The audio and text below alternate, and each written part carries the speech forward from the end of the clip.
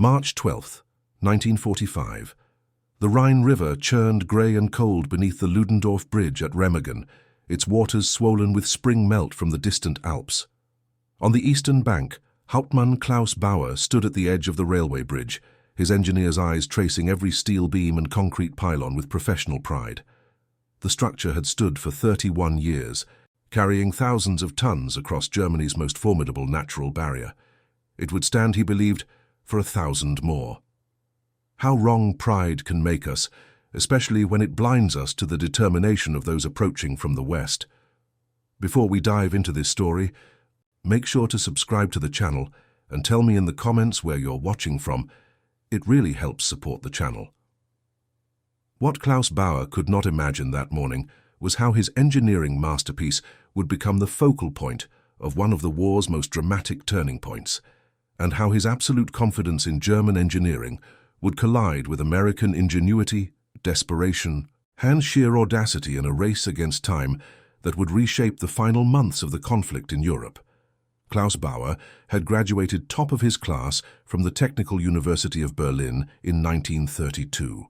For 13 years, he had maintained bridges, railway lines, and defensive structures across Western Germany. The Ludendorff Bridge was his responsibility, his domain, his professional legacy. Every rivet, every support beam, every demolition charge planted in its foundations. He knew them all intimately. He had walked this bridge in rain and snow, in darkness and daylight, under peaceful skies and through artillery bombardments. It was more than a structure to him.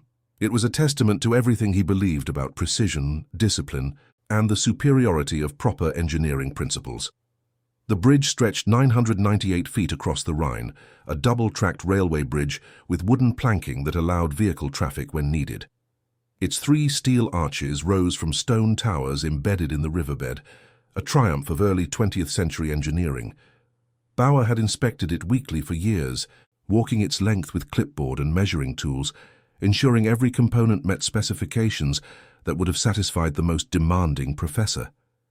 He knew the thickness of every steel plate, the tensile strength of every cable, the load capacity of every support.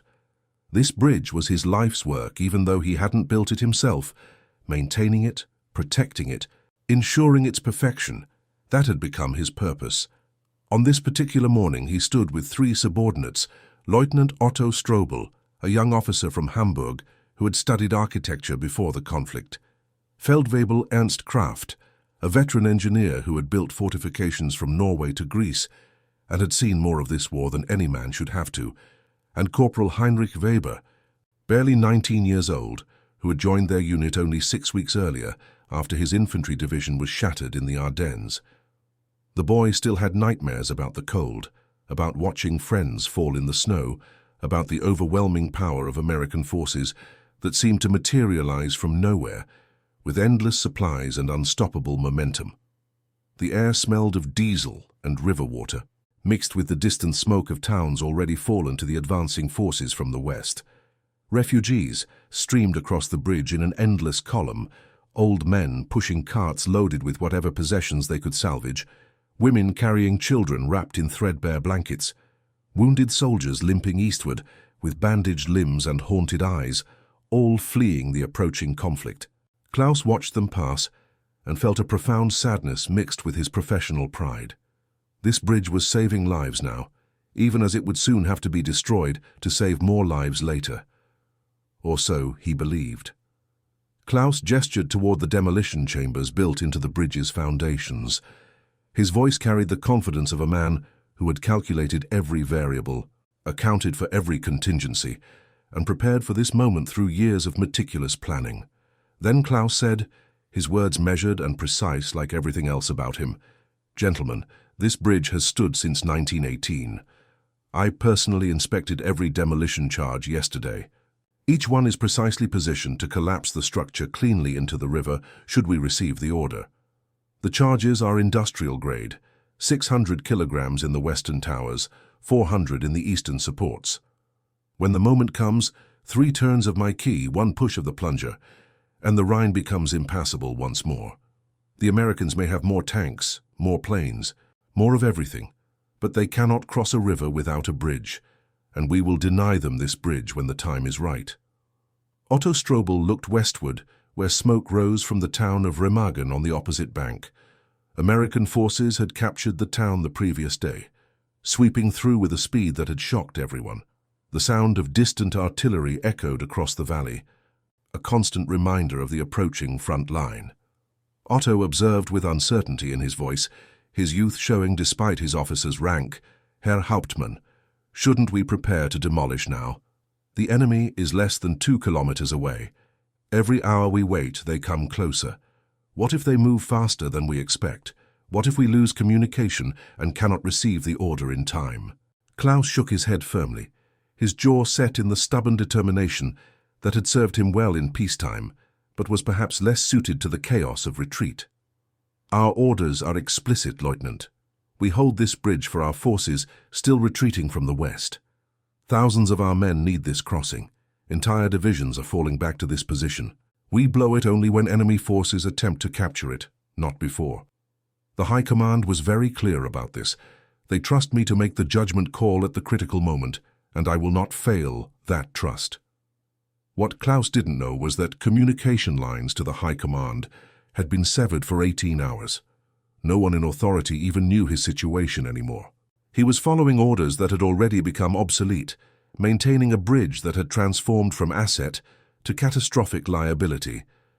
The High Command he spoke of with such reverence was in chaos, retreating eastward, struggling to maintain any coherent defensive line. But Klaus, isolated in his bunker with crackling radios and fragmentary reports, still believed in the chain of command, still believed in the system, still believed that someone up there knew what they were doing. Ernst Kraft, the veteran Feldwebel, had seen enough retreats to recognize the signs. He had watched the German defensive line collapse across France, had witnessed the industrial might of the Allied forces overwhelm position after position with methodical efficiency.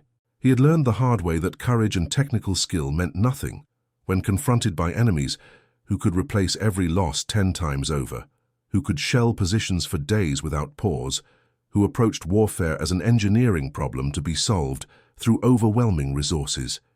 He kept his observations to himself, but his eyes betrayed his concern as he watched the refugee column. Ernst had stopped believing in miracles somewhere around Normandy. Now he just tried to survive each day and hoped the whole thing would be over soon, one way or another.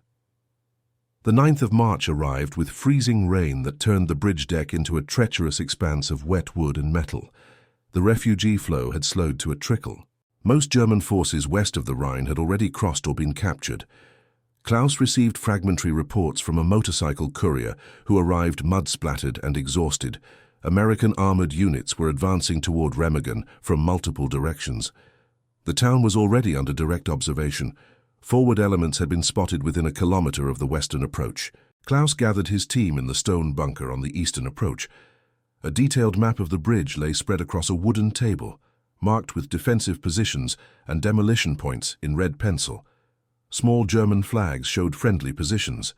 Blue marks indicated suspected American locations. The blue marks vastly outnumbered the red. Then Klaus said with absolute certainty, pointing at the map with his pencil, "The Americans will attempt to seize this bridge. It's the only standing crossing for 50 kilometers in either direction. Every other bridge has been demolished successfully. They know this is their only chance to force a crossing without having to assault prepared positions or conduct a river crossing operation under fire. But they will not succeed. Our demolition system is foolproof. I designed it myself, incorporating redundancies that exceed all military specifications. Primary charges in the towers, secondary charges in the arches, tertiary charges in the road deck. Even if one system fails, 2 others will ensure complete destruction. I have triple-checked every circuit, every connection, every charge. This is the finest demolition system in the entire theater of operations." Heinrich Weber, the young corporal, asked the question others were thinking but wouldn't voice. His hands trembled slightly as he spoke, whether from cold or fear was unclear. "Herr Hauptmann, what if the charges have been damaged? The bridge has been under artillery bombardment for 3 days. Shells have been falling constantly. What if the wiring has been compromised? What if water has gotten into the circuits?" Klaus responded with a dismissive wave, his confidence absolute and unshakable. Impossible. The charges are encased in waterproof concrete chambers that I personally designed. The detonation wires run through steel conduits with rubber insulation. I personally tested every connection yesterday. I sent current through every circuit. All systems showed green. The system is perfect. I stake my professional reputation on it. More than that, I stake my life on it, because if this bridge falls into enemy hands intact, I will be held personally responsible. But that will not happen. Cannot happen. The mathematics don't allow for it. Perfect. That word would haunt Klaus Bauer for the rest of his life. Across the river, Lieutenant Karl Timmermann of the 27th Armored Infantry Battalion, 9th Armored Division, was receiving orders that would make him one of the most celebrated American officers of the war. His company had been tasked with a reconnaissance probe toward Remagen. No one expected to find a bridge still standing. Every other Rhine crossing had been destroyed days earlier as German forces conducted their retreat with typical efficiency. The Rhine was supposed to be an impenetrable barrier that would slow the Allied advance for weeks, maybe months. Karl was 24 years old, from Nebraska, the son of German immigrants who had left the old country in 1923, seeking a better life in America. His parents had fled economic chaos and political instability, hoping to raise their children in peace and prosperity. Now here he was, leading American soldiers against the country of his parents' birth. He spoke fluent German, understood German military doctrine from his family's stories and his own studies, and carried a deep conviction that this conflict needed to end as quickly as possible to save lives on both sides. Every day the war continued, more men died for objectives that had already been decided. The outcome was inevitable, only the cost remained in question. His company moved cautiously through Remagen's outskirts at 1400 hours on March 7th. The town was quiet, eerily so, with white sheets hanging from windows, the universal signal of surrender. Civilians peered from behind curtains, afraid to show themselves but curious about their new occupiers. Some buildings showed fresh shell damage. Others stood untouched, their windows intact. Gardens still tended. It was a surreal landscape of war and peace existing side by side. As his lead elements crept toward the riverbank, moving in practiced tactical formations, a sergeant named Alex Drabik suddenly stopped and gestured frantically ahead. His face showed absolute disbelief. Then Alex said in a voice that cracked with astonishment, "Lieutenant, you're not going to believe this. The bridge is still up. The railroad bridge is still standing. I can see it clear as day. It's intact, sir. Completely intact." Karl moved forward to see for himself, using binoculars to scan the structure across 400 meters of distance.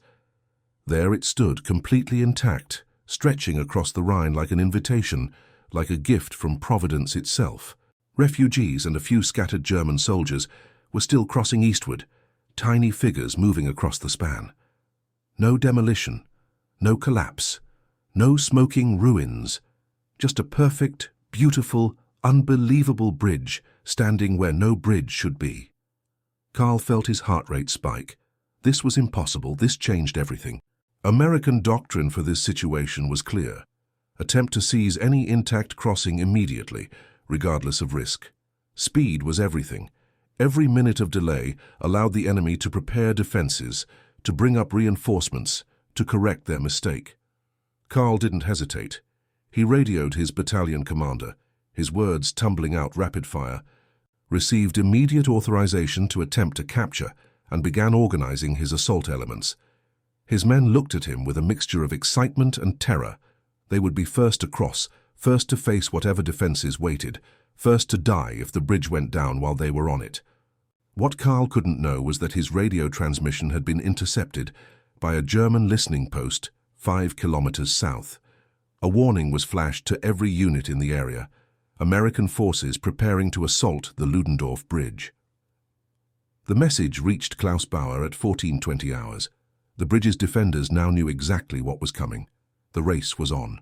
Klaus moved to his demolition control point, a reinforced bunker with direct sight lines to the bridge and buried cables running to all charge locations. His hand rested on the firing mechanism, a simple but reliable system requiring a key turn and plunger depression. Ernst Kraft stood beside him, watching through an observation slit as American infantry began appearing on the western approach, moving fast, taking calculated risks, pushing forward with the urgency of men who knew their objective could vanish at any second. Then Klaus said with steel in his voice, his professional pride demanding he wait for the perfect moment, "Let them get onto the span. Once they commit forces to the crossing, once they believe they can make it, we demolish it. They'll lose men, equipment, and most importantly, hope. They'll have come so close to success only to watch it literally collapse beneath their feet. The Rhine remains our fortress wall. This is how we hurt them, how we slow them down, how we buy time for defenses to form elsewhere." But something gnawed at Klaus's confidence, a small voice of doubt that grew louder with each passing second. The artillery bombardment over recent days had been intense, more intense than he'd ever experienced. Explosions had walked across the bridge repeatedly, methodically, as if someone on the American side understood exactly where demolition equipment would be placed. He had tested the demolition system yesterday, yes, but what about today? What about in the last 24 hours? What if something had changed? He turned the key with hands that suddenly felt cold. The indicator light should have illuminated green, showing circuit continuity, confirming that electrical current could flow from this control point to the distant charges. Instead, it flickered amber. Questionable connection. Possible wire damage. Insufficient current flow. Klaus felt ice form in his stomach, spreading through his chest, making it hard to breathe.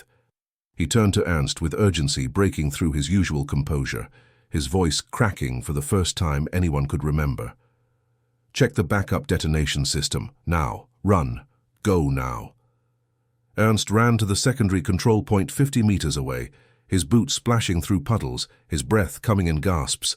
The backup system used a different circuit path, different wiring, routed through different conduits on the opposite side of the bridge. It was the redundancy Klaus had been so proud of, the engineering excellence that proved German technical superiority, the fail-safe that made failure impossible. Or so he had believed.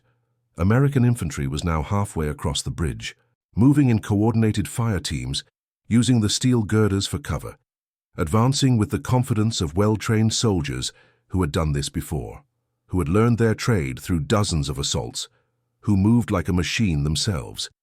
Their advance was professional textbook, exactly what Klaus would have done in their position. He could see individual faces now through his binoculars. Young faces, determined faces, scared faces. Ernst returned at a dead run, his face ashen, his breath coming in ragged gasps. Then Ernst said with barely controlled panic, his usual calm completely shattered, "Herr Hauptmann, the backup system shows no continuity. Both primary circuits are compromised. The charges aren't receiving current. Neither system is functional. We have no electrical detonation capability. Sir, we have no way to blow the bridge remotely." The impossible was happening. Both systems failing simultaneously violated every engineering principle Klaus believed in. His perfect redundancy had become a perfect failure.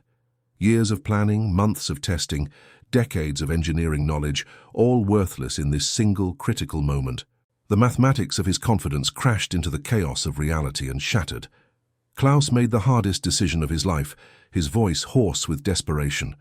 Then Klaus said to Heinrich, the young corporal who was still technically a child, "Manual detonation. Take 2 men to the western tower, set off the charges by hand. Use grenades if you have to, use anything. Just bring that bridge down, bring it down now, go, run." Heinrich and 2 other soldiers sprinted onto the bridge, even as American infantry advanced from the opposite direction. It was a race measured in seconds, German engineers trying to destroy the structure beneath them, while American infantry tried to stop them and seize the crossing intact. The distance between the 2 groups shrank with every heartbeat. 200 meters. 150. 100. Karl Timmermann saw the German soldiers running toward the tower chambers and understood instantly what they intended. His tactical training kicked in automatically. He shouted to his men, his voice carrying across the bridge deck, "Suppress those engineers. Don't let them reach the charges. Fire, fire, fire." Rifle fire cracked across the bridge deck, sharp reports echoing off the steel and stone. Heinrich and his companions dove for cover behind the steel supports, pinned down by accurate fire, unable to advance the final 30 meters to the demolition chambers. Time stretched impossibly. Every second felt like an hour. Klaus watched through his binoculars, his hands gripping the observation slit so hard his knuckles turned white. He wanted to look away but couldn't. This was his responsibility, his failure, his nightmare unfolding in real time. Then the most astonishing thing happened. Heinrich, showing courage that defied his 19 years, that transcended training and doctrine and all rational thought, stood up into the rifle fire and sprinted for the western tower access hatch. Bullets snapped past him like angry hornets. One creased his shoulder, tearing fabric and skin. Another tore through his coat, missing flesh by centimeters. But he reached the hatch, yanked it open with strength born of pure adrenaline, and disappeared inside the stone tower. For 20 endless seconds, nothing happened. American infantry was now 3/4 across the bridge, close enough that Klaus could see their equipment, their weapons, the determination on their faces. German defensive positions on the eastern bank opened fire, trying to drive them back, trying to buy time. The entire structure became a corridor of chaos, steel ringing with bullet impacts, voices shouting in 2 languages, smoke beginning to drift across the span like fog. Then a muffled explosion came from deep within the western tower. The sound was different from artillery, deeper, more contained, like thunder underground. The bridge shuddered. Stone dust puffed from the tower base in a grey cloud. Klaus held his breath, waiting for the collapse he had designed. The catastrophic failure that would send tons of steel and concrete into the grey waters below, waiting for his engineering to prove itself one final time. The bridge swayed, creaked, settled, and held. Heinrich had successfully detonated one chamber. The explosion had been perfect, exactly as designed, but one chamber out of 12 was nowhere near enough. The structure remained intact, wounded but functional, still spanning the Rhine like a rebuke to every certainty Klaus had ever held. One demolition charge could damage the bridge. It took all of them, triggered simultaneously, to bring it down. Heinrich had been brave beyond measure, but bravery couldn't overcome mathematics. American engineers were already racing across, carrying tools and weapons, ready to cut any remaining demolition wires, to neutralize any remaining charges, to secure this impossible prize. They swarmed over the structure with the same professional competence Klaus had always associated exclusively with German engineering. They moved with purpose and skill, cutting wires, dismantling charges, making the bridge safe with efficient teamwork that would have impressed Klaus under any other circumstances. By 1600 hours, the bridge was secured. American forces were pouring across in an unstoppable flood, infantry companies in marching columns, armor units with their massive tanks creating thunderous sounds as they crossed, artillery batteries with their guns limbered and crews ready, supply trucks loaded with ammunition and food, and everything an army needed to sustain itself. The Rhine, Germany's greatest defensive barrier, the river that was supposed to buy weeks or months of time, had been breached. The war's end, already inevitable to anyone paying attention to production numbers and strategic realities, had just accelerated dramatically. Klaus stood in his bunker, hands shaking, watching the disaster unfold like a slow-motion catastrophe. Ernst placed a hand on his shoulder, offering wordless sympathy that somehow made it worse. They had done everything doctrine demanded, everything training required, everything engineering principles suggested. And it hadn't been enough. Sometimes your best isn't enough. Sometimes perfection fails. Sometimes pride comes before a fall so complete it changes history. Then Klaus said in a voice barely above a whisper, his worldview crumbling with every word, "I don't understand. The charges were perfect, the system was perfect, I checked everything, I tested everything. How did this happen? How could both systems fail? What did I miss?" The answer would come later, during post-action analysis by both sides, when engineers from 2 armies examined the wreckage and tried to understand what had happened. The artillery bombardment hadn't just damaged wiring, it had created dozens of microfractures in the concrete conduits housing the detonation cables. Water from the rain and river had seeped in gradually over days, causing slow corrosion and resistance buildup in the copper wires. The system hadn't failed catastrophically. It had degraded slowly, invisibly, over 72 hours of constant bombardment, until the critical moment when it simply couldn't carry enough current to trigger the charges. Each shell impact had done a little damage. Accumulated over hundreds of shells, the little damages had become fatal. Klaus's perfect engineering had been undone by something he couldn't control, couldn't inspect without dismantling everything, couldn't prevent. The accumulated stress of combat, slowly degrading a system designed for a single decisive moment. His redundancy had protected against sudden failure but not against gradual degradation, affecting both systems simultaneously.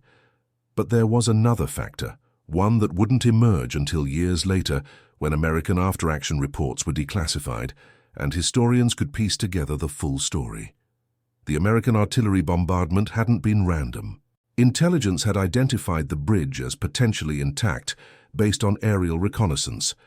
Artillery spotters had deliberately targeted the approaches, the towers, the areas where demolition equipment would logically be placed according to standard German engineering doctrine. It hadn't been luck. It had been doctrine meeting doctrine, training matching training, determination meeting determination, with American industrial might providing enough shells to wear down defenses through sheer volume. The Americans had fought Klaus's engineering expertise with equally sophisticated counter-engineering tactics. The conflict for Germany effectively ended that day on the Ludendorff Bridge. The Rhine crossing at Remagen allowed Allied forces to establish a bridgehead that expanded rapidly, unhinging the entire German defensive strategy in the West. Within weeks, the conflict that might have dragged on for months more, costing countless additional lives, began its final collapse. Historians would later calculate that the bridge's capture shortened the conflict in Europe by weeks, possibly months, saving thousands of lives on both sides. Karl Timmerman received the Distinguished Service Cross for leading the bridge capture, one of America's highest military honors. He would die young, just 36 years old, his wartime injuries contributing to his early passing from a stroke.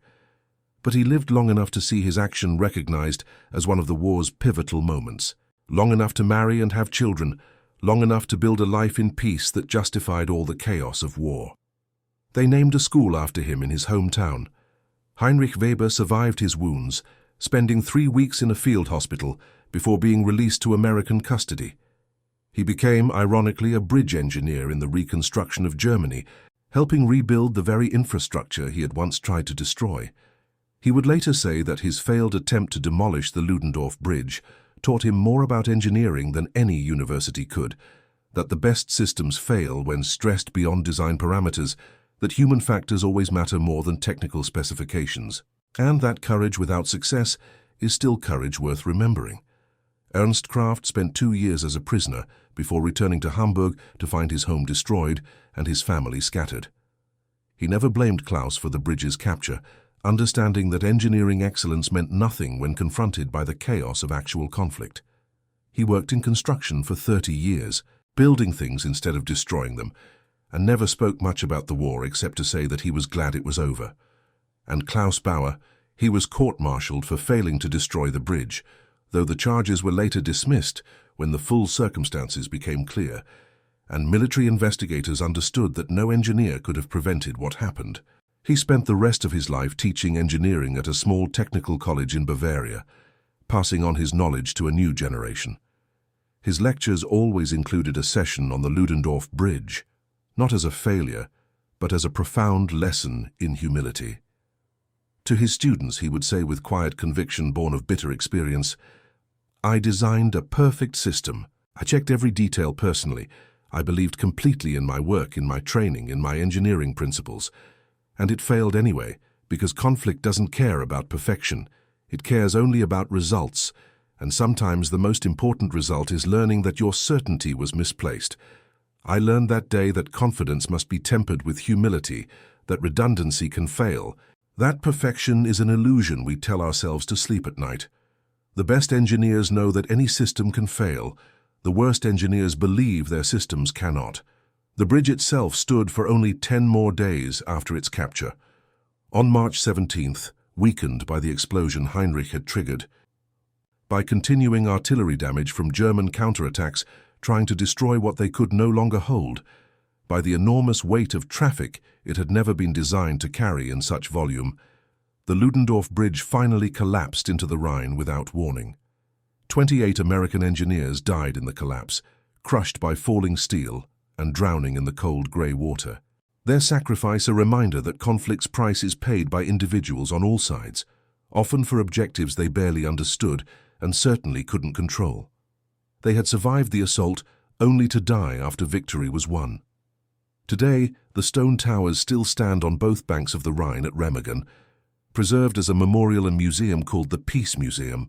Visitors can walk to the water's edge and imagine that moment when Klaus Bauer watched his perfect bridge become his perfect failure. When Karl Timmermann led men across a span everyone believed would fall at any second. When Heinrich Weber showed courage that transcended engineering and doctrine. The towers remain as silent witnesses to human drama played out in steel and stone and blood. The museum displays Klaus's original bridge schematics, marked with his precise notations and calculations in fading ink. They display Karl's combat maps, showing the advance routes and timing of the assault with red and blue arrows.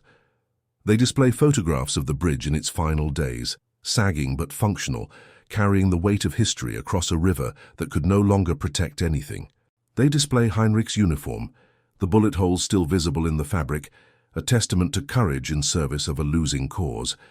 The story of the Ludendorff Bridge reminds us that confidence, no matter how well-founded, must always bend to reality.